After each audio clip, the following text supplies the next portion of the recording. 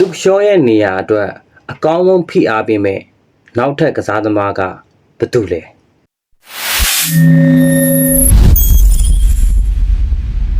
အားလုံးပဲမင်္ဂလာပါကျွန်တော်တို့အသင်းဒီဂိမ်းမှုလေးရတုပဲဖြစ်ပါတယ်ကျွန်တော်ရဲ့ YouTube channel လေးနဲ့ Facebook page ကနေပြန်လည်ပြီးတော့ကြိုဆိုလိုက်ပါတယ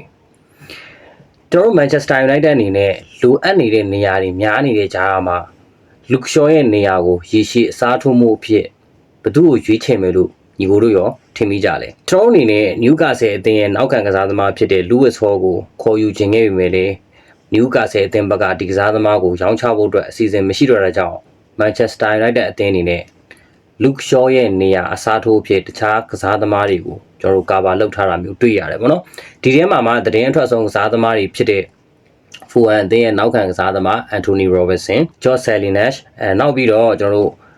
ဒါ RB Leipzig အသင်းရဲ့အသင်းကောင်းဆောင်ဖြစ်တဲ့အသက်28နှစ်အရွယ် David Ryan ဆိုပြီးတော့ Manchester United အနေနဲ့ကာဗာထားတာမျိုးတွေတွေ့ရတယ်အဲ့တော့ဒီကစားသမားတွေနဲ့ပတ်သက်ပြီးတော့ဈေးအများဆုံးကကျွန်တော်တို့ Anthony Robertson ဆိုလို့ရှိရင်လည်းအနည်းဆုံးပေါင်တန်း30-40ဝန်းကျင်ကြားတော့ရှိတယ်။နောက်ပြီးတော့ David Ryan ကလည်းအနည်းဆုံးပေါင်34သန်းလောက်ထိရှိတယ်။ဒါဒီခုန Salinas နဲ့ပတ်သက်ပြီးတော့သူ့ရဲ့အသင်းကသူ့ကိုသတ်မှတ်ထားတာဆိုလို့ရှိရင်ယူရို73သန်းလောက်ပဲကျွန်တော်တို့သတ်မှတ်ထားတာမျိုးတွေ့ရတယ်။လက်ရှိမှာကျွန်တော်တို့အသင်းရဲ့ line up ကိုပြန်ကြည့်မယ်ဆိုလို့ရှိရင် Luke Shaw ရဲ့နေရာမှာ Luke Shaw ကိုနောက်ကနေကောင်းကောင်း pressure ပေးနိုင်မဲ့ကစားသမားတဦးကခုချိန်မှာလုံးဝမရှိသေးဘူးကျွန်တော်လူငယ်ကစားသမားတွေမှာကြည့်မယ်ဆိုလို့ရှိရင်လည်း Academy ထွက်ဖြစ်တဲ့ Harry Amos တယောက်ပဲရှိတယ်ဒါပေမဲ့ဒီကစားသမားလေးကိုလည်း United တို့ကအငှားချမယ်အပြီးသက်ရောင်းချမယ်ဆိုတဲ့ပုံစံမျိုးတွေလမ်းဖွင့်ထားတာမျိုးတွေရှိတဲ့အတွက်ကြောင့်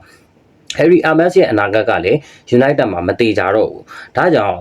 Luke Shaw ကသူ့အနေနဲ့ပုံမှန်ပွဲထုတ်ခွင့်ရနိုင်မယ်မှန်တယ်ဒါပေမဲ့အခုချိန်ထိတော့ Luke Shaw ရဲ့ performance ကဒါ lower quality မျိုးဖြစ်နေတာမျိုးတော့မဟုတ်ဘူးတကယ်လို့များတာ Luke Shaw အနေနဲ့ injury များထပ်ရသွားပြီဆိုရင်ကျွန်တော်တို့ Manchester United အနေနဲ့လာမယ့်ရာသီမှာအခက်အခဲတွေအများကြီးကြုံတွေ့ရနိုင်ပါတယ်အဲ့တော့ဂျေတူကြည့်မယ်ဆိုလို့ရှိရင်တော့ Anthony Robertson တို့ David Ryan တို့ကအဆင်ပြေနိုင်တယ်ဒါဒီကစားသမားတွေကအတွေ့အကြုံကောင်းတွေလည်းအများကြီးရှိတယ်ပေါ့နော်ကျွန်တော်တို့ကအနည်းဆုံးဒီနေရာအတွက်ကို Luke Shaw အပြင်ကိုတကယ်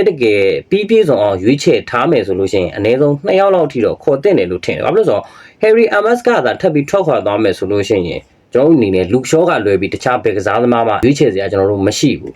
အဲ့ဒီတော့ United အနေနဲ့ဘယ်ကစားသမားကိုရွေးချယ်မလဲစဉ်းစားကြည့်ရမယ်ဆိုလို့ရှိရင်ဗျာဒီကစားသမားတွေနဲ့ပတ်သက်ပြီးကျွန်တော်တို့ဈေးများလားဆိုတော့လည်းမများဘူးလက်ရှိမှာတော့ Ineos အနေနဲ့ဒါတချို့သောသတင်းတွေရဲ့ဖော်ပြချက်အရ Courage ကိုပြောရမယ်ဆို agreement ပေးထားတယ်ပေါ့နော် confirm လုပ်ပေးထားတယ် green light ပြထားတယ်ဘယ်ကစားသမားအတွက်လဲဆိုလို့ရှိရင်ကျွန်တော်တို့ဒါ Leipzig အသင်းရဲ့အသင်းကောင်းဆောင် David